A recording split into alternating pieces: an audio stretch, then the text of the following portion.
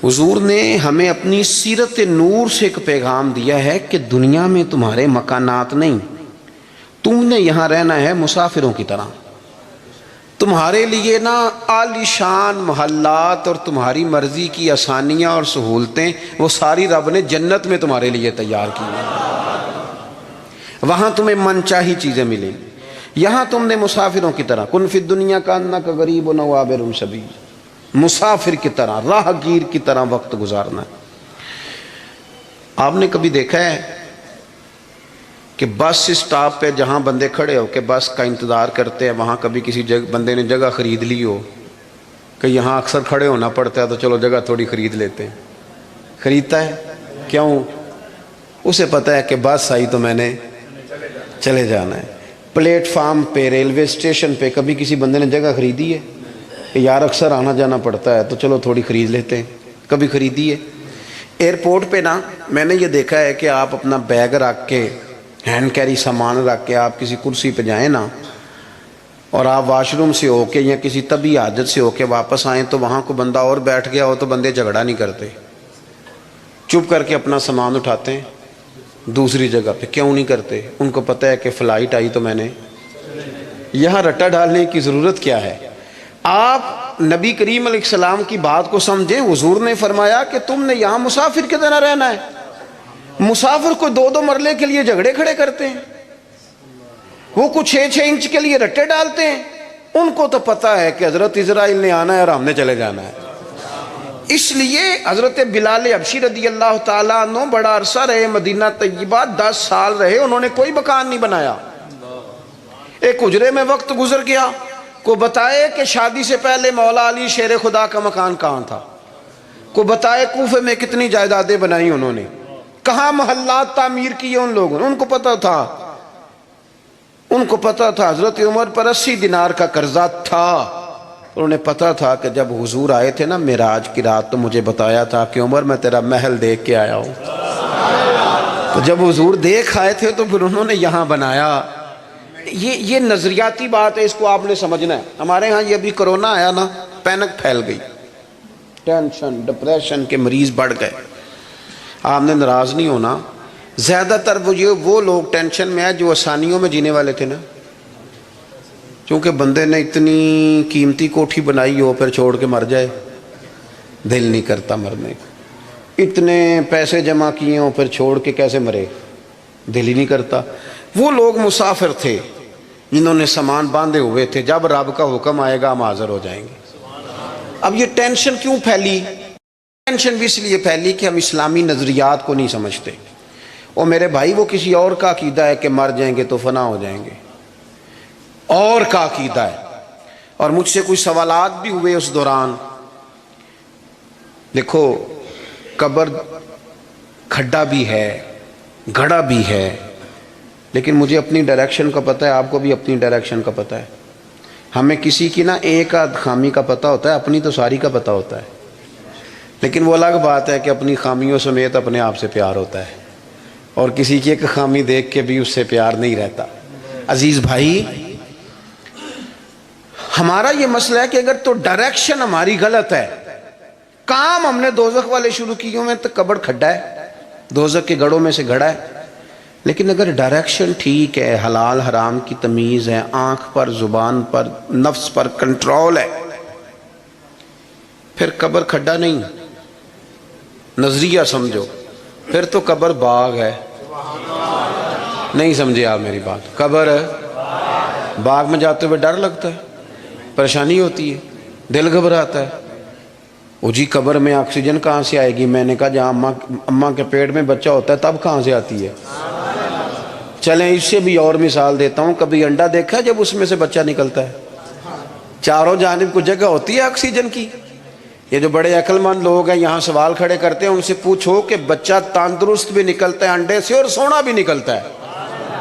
تو جس رب نے وہاں اسے سنبھال کے رکھا نا، پیاری جلد بنائی، وہ قبر میں بھی تیری بڑی حفاظت فرمائے گا، بڑی حفاظت فرمائے گا۔ بلوارت شاہ نہیں مردے جنہ کیتیاں نیک کمائیاں نے، نالے عرش فرشتے بانگاں ملیاں، مکے پہ گیا ہے شور۔ بلے شاہ آسان نہیں مرنا ہے تے مر گیا ہی کوئی اور۔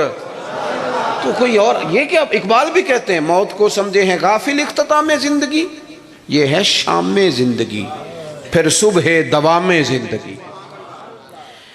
قبر باغ ہے، باغ۔ ایک وہ ہے کہ خوف ہے قبر میں کیسے جائیں گے، وہاں کیا بنے گا، بستر کوئی نہیں، ٹھنڈ بڑی ہے، وہاں کیسے گزارا۔ ایک یہ ہے کہ وہ باغ ہے، باغ بھی عام نہیں، روضۃ من ریاض الجنہ، جنت کے باغوں میں سے باغ۔ اور باغ عام نہیں جس کے نیچے نہریں رواں ہیں، اور باغ اتنی شانوں والا ہے کہ پہلی آنکھ کھلے گی تو زیارت چہرہ ودھوہا کی نصیب ہوگی۔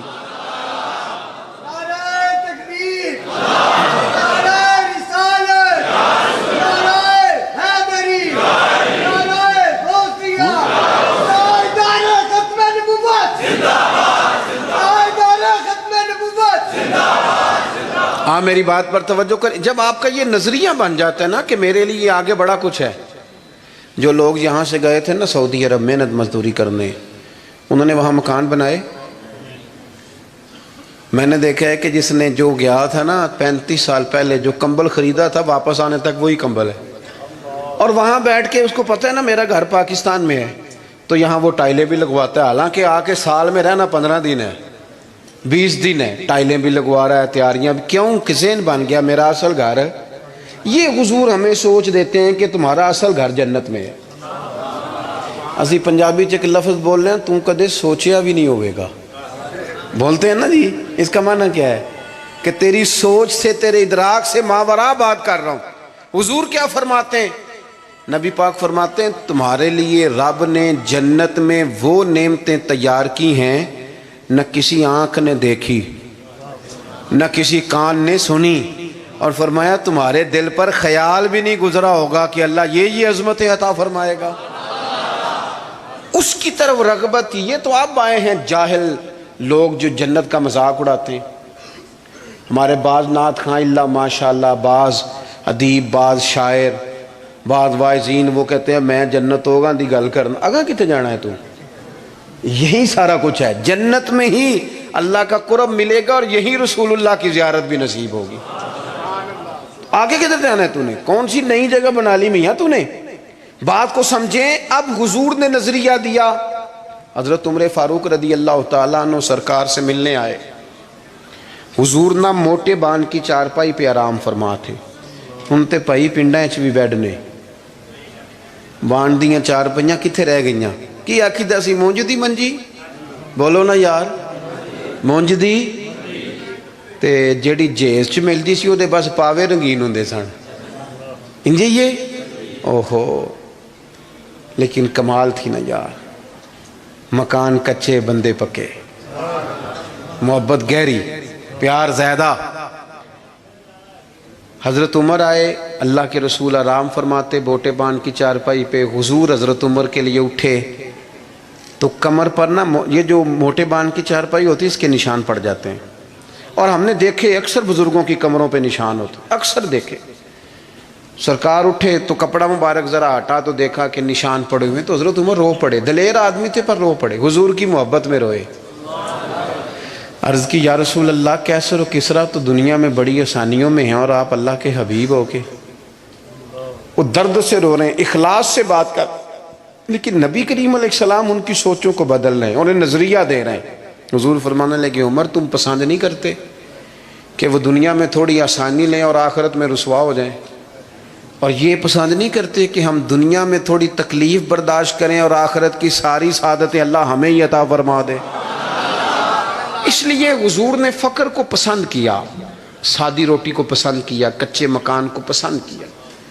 جب آپ کا نظریہ یہ نہیں بنتا کہ میرے لیے آگے بڑا کچھ ہے، اتنی دیر تک انسان آخرت کی تیاری کا شوق پیدا نہیں کرتا۔ اگر یہ نظریہ بن جائے، وہ ملا رومی رحمۃ اللہ لکھا ہے کہ مصر میں ایک زمانے تک یہ طریقہ رہا کہ وہ سال کے نا آخری دن، سمجھ لیں ذی الحج کی 29 تاریخ کو دریا کے کنارے جاتے تھے، تو جو بندہ سب سے پہلے کشتی سے اترتا تھا نا اسے پکڑ کے بادشاہ بنا لیتے تھے۔ پورا سال اس کی بات مانتے تھے، لیکن سال گزرنے سے 2-3 دن پہلے اسے جنگل میں چھوڑ آتے تھے، بھیڑیے کھا جاتے تھے، کہتے تھے اگر زندہ رہا تو دوبارہ کرسی پہ بیٹھنے کی سازش کرے گا۔ اس کا بھی بڑا ذائقہ ہے نا، ایک دفعہ بندہ بن جائے تو پھر یہ چسکا جاتا بھی نہیں۔ تو ان کا یہ طریقہ تھا۔ ایک درویش بھی ایک دن، اسے کیا پتا تھا کہ یہ بادشاہ بنائیں گے، وہ اترا کشتی سے، انہوں نے پکڑ لیا، وہ کدھر لے کے جا رہے ہو؟ کہا تمہیں بادشاہ بنانا ہے۔ کہنے لگا مجھ سے تو پوچھ لو۔ انہوں نے کہا بادشاہ ہم جو بندہ آتا ہے نا ہمارا اصول ہے بادشاہ بنا لیتے ہیں۔ تو اس نے کہا ٹھیک ہے، بتاؤ بادشاہ کے ساتھ کیا کرتے ہو، کیا طریقہ؟ انہوں نے کہا جی سال آپ کی بات مانیں گے۔ تو میں سال کے بعد، کہنے لگے وہ جنگل ہے اس میں چھوڑ آئیں گے۔